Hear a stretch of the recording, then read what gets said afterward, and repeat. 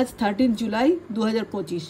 আজকে আমাদের মানালির বিভিন্ন জায়গা বিশেষত সেথান ভ্যালি ঘুরে দেখবার কথা। আর দেখব পান্ডুরোপা, আমরাও দেখব হিড়িম্বা দেবীর মন্দির।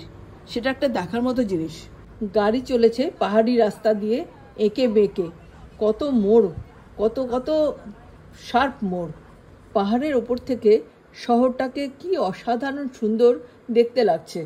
আর এই সাদা গোল গোলগুলো হলো বিখ্যাত ইগলু অ্যাকোমোডেশন। আর রাস্তার ধারে সারি দিয়ে আপেলের গাছ, আপেলে আপেলে ভরে আছে, অতি মনোরম, ভারী ভালো লাগছে।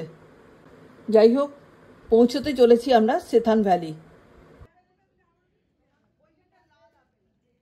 Hello everyone, welcome back to our channel and to our new blog.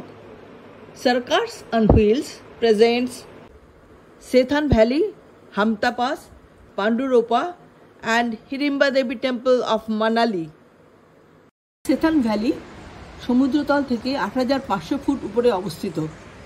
ভ্যালিটা চারিদিক ঘিরে রয়েছে ম্যাজেস্টিক ধলাধার রেঞ্জ, আর দেখা যাচ্ছে পীর পাঞ্জাল রেঞ্জ, যেটা এখান থেকে পাঞ্জাব পর্যন্ত চলে গেছে।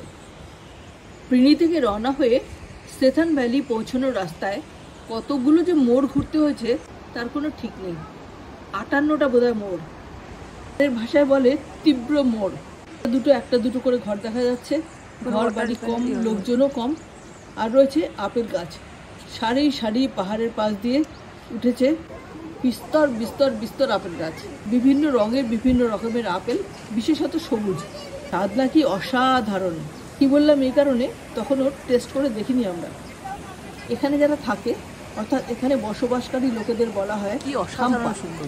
আর এরা বৌদ্ধ ধর্মাবলম্বী। এদের চাষবাস করা, গরু মোষ পালন করা, এই হচ্ছে জীবিকা। সাধারণ সুন্দর লাগলো এই সেথান ভ্যালি, অপূর্ব সুন্দর।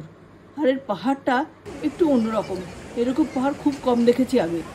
তো পাহাড় দেখেছি আগে, এটা কিরকম ডোমাকৃতি পাহাড় আর ঝর্ণা।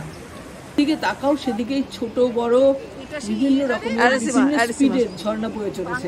যে দিয়ে বয়ে চলেছে বিপাশা নদী, তার উপরে একটা কিছু রিফাইনারি, বুঝতে পারলাম না ঠিক কিসের, কিন্তু একটা রিফাইনারি রয়েছে। এই জায়গাটা প্রহিবিটেড অফকোর্স। এই পাহাড়, নদী, ঝর্ণা, কি অপূর্ব, কি অপূর্ব। উপত্যকাটাকে আরও বেশি সুন্দর করে তুলেছে এই নীল আকাশ, পাহাড়, ঝর্ণা, নদী এবং এই ঝিরঝিরে বৃষ্টি আর শ্যামল বনানী। বলতে ইচ্ছে করছিল, আহা কি দেখিলাম, জন্ম জন্মান্তরে ভুলিব না। এত সুন্দর এই উপত্যকাটা, কত রঙ বেরঙের। সেথান উপত্যকার জোবরা শহর থেকে শুরু হয়েছে বিখ্যাত হামতা পাসের বেস।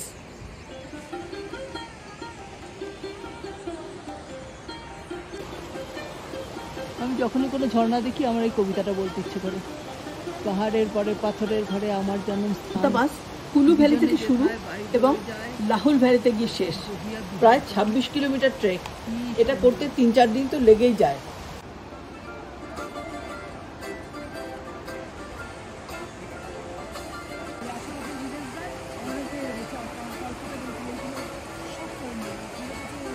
অনেক বিদেশিরাও এখানে ট্রেক করতে আসে।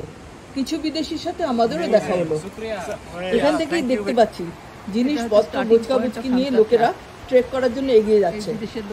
ট্রেক লাইনটার বৈশিষ্ট্য হলো এর একদিকে সবুজে সবুজ গ্রিন, আর একদিকে একদম ধূসর, মানে সেখানে কোনো গাছপালা কিচ্ছু নেই, একদম ব্যারেন ল্যান্ড।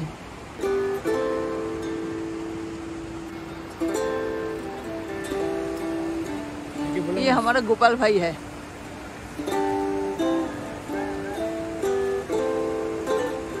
গ্রুপের কিছু লোক বেশ উপরে উঠে নদী এবং উপত্যকা দেখে এসেছে।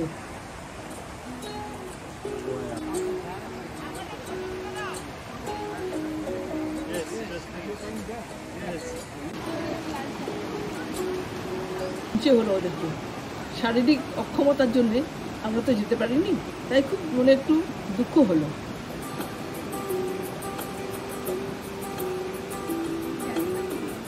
তো কল্পনায় তো অনেক কিছু দেখা যায়, ওদের কথা শুনে শুনে কল্পনায় অনেক কিছু দেখে নিলাম। জাস্ট হ্যাম্পটা ট্র্যাক এখান থেকে শুরু হয়।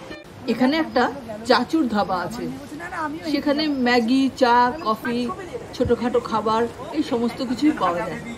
চা পান তো হলেই, সঙ্গে টাও রইলো। খুব ভালো লাগলো, খুব এনজয় করলাম এই জিনিস। সেটা নিয়ে এখানে আমরা চা খাচ্ছি, হামতাটাকে যাওয়ার রাস্তা, এখানে চা খাচ্ছি আমরা। সেথান ভ্যালির সৌন্দর্য চোখে নিয়ে আর মনে নিয়ে এবার আমাদের যাবার পালা পাণ্ডুরোপা। রথ এবং সারথি দুই প্রস্তুত, চলো লেটস গো।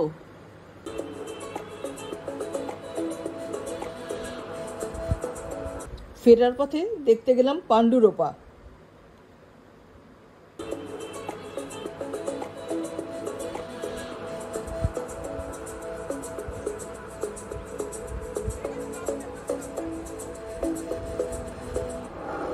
দেখে আপাত দৃষ্টিতে আমাদের কাছে এটা একটা পাহাড় বলেই মনে হলো, কিন্তু এর একটা স্থানীয় মাহাত্ম্য আছে।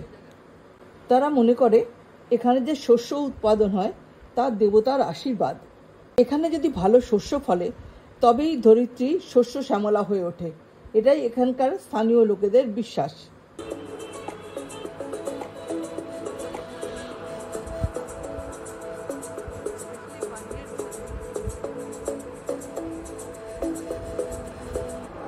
একটা অপূর্ব সুন্দর সবুজ সবুজ জায়গা, মখমলের মতো, কিন্তু কিছু কিছু উবড়ো খাবড়া পাথরও অনেক বড় বড় বোল্ডার ছড়িয়ে আছে চারিদিকে। জায়গাটা অসাধারণ সুন্দর।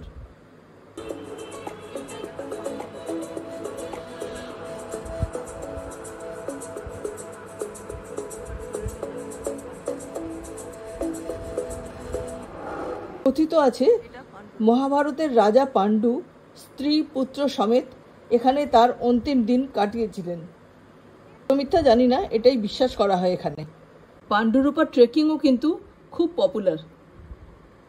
পাণ্ডুরূপা সমুদ্রতল থেকে 11,480 ফিট উচ্চতায় অবস্থিত। পাণ্ডুরূপার হাইক অন্তত 8 থেকে 10 ঘন্টা সময় লাগে এবং এটা খুব পপুলার হাইক। এই পাণ্ডুরূপা থেকে যে মাউন্টেন রেঞ্জ দেখা যাচ্ছে সেটা পীর পাঞ্জাল। এই পীর পাঞ্জাল এখান থেকে সোজা পাঞ্জাবের দিকে চলে গেছে। পাণ্ডুরূপা থেকে ফিরে হিড়িম্বা দেবী মন্দিরে যাওয়ার পথে আমরা এই হোটেলটাতে খেলাম। এখানে আমরা খেতে এসেছি, হোটেল ঠিক নয়, রোড সাইড একটা রেস্টুরেন্ট। কি সুন্দর জায়গাটা, সুন্দর সাজানো গোছানো, সুন্দর করে সাজিয়ে ভালো লাগলো। খেলাম ফ্রাইড রাইস আর চিলি চিকেন, কি অসাধারণ লাগলো খেতে।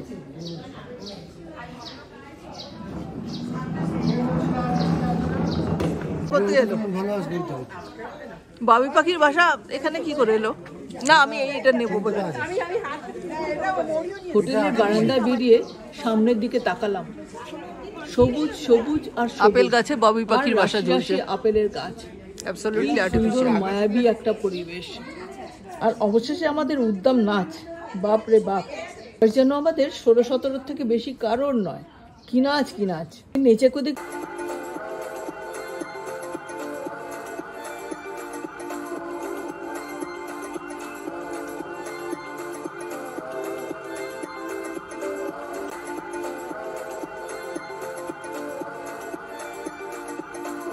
এবার চলেছি হিড়িম্বা দেবী মন্দিরে। এখানকার লোকেরা হিড়িম্বাকে বলে হাড়িম্বা, আর এই মন্দিরটাকে লোকাল লোকেরা ধূপগাড়ি মন্দিরও বলে। এই মন্দিরটি মানালি অঞ্চলে অবস্থিত এবং এটা একটি হিন্দু মন্দির। মন্দিরটি প্রায় 24 ফুট উঁচু। সে যাই হোক, এই রাক্ষসী হিড়িম্বা, যাকে এখানে দেবীজ্ঞানে পুজো করা হয়, তিনি দ্বিতীয় পাণ্ডব পুত্র ভীমসেনকে ভালোবেসে বিবাহ করতে চেয়েছিলেন।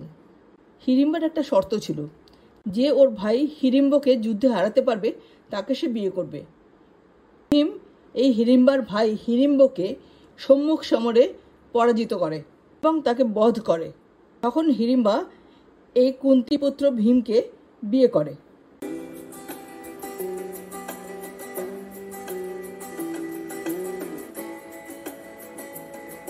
মন্দিরটি 1553 সালে মহারাজা বাহাদুর সিং স্থাপন করেছিলেন। মন্দিরের গায়ের কাঠের কারুকার্য অসাধারণ। কথিত আছে এই যে মন্দির, এর যে গুহা, সেই গুহাতে হিড়িম্বা তপস্যা করতেন। একটা খুব বড় পাথরের ওপর একটা পদচিহ্ন বা পায়ের ছাপ আছে। পায়ের ছাপটাকে দেবী রূপে এখানে পুজো করা হয়। মন্দিরের ভেতরে ফটোগ্রাফি নিষিদ্ধ, তাই ফটো তোলা যায়নি।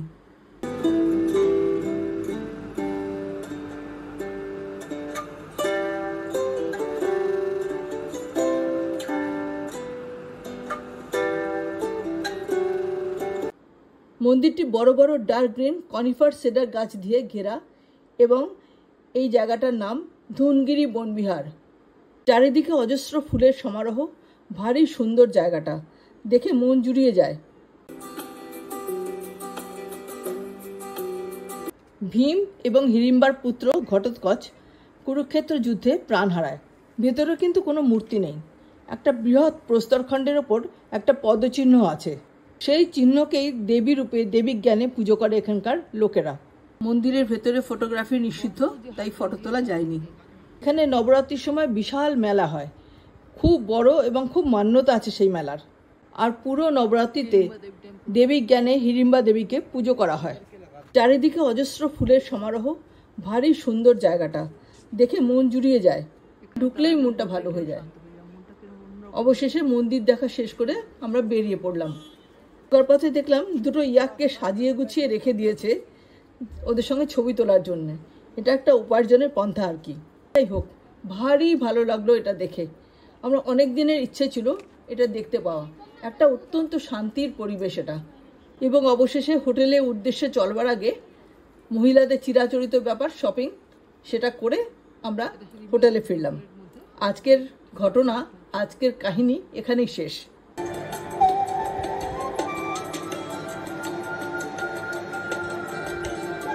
আশা করি আমার ভিডিওটা আপনাদের ভালো লেগেছে। ভালো লেগে থাকলে লাইক করুন, শেয়ার করুন, কমেন্ট করে আমাকে জানান। আর আমার চ্যানেলটাকে প্লিজ সাবস্ক্রাইব করুন। ধন্যবাদ।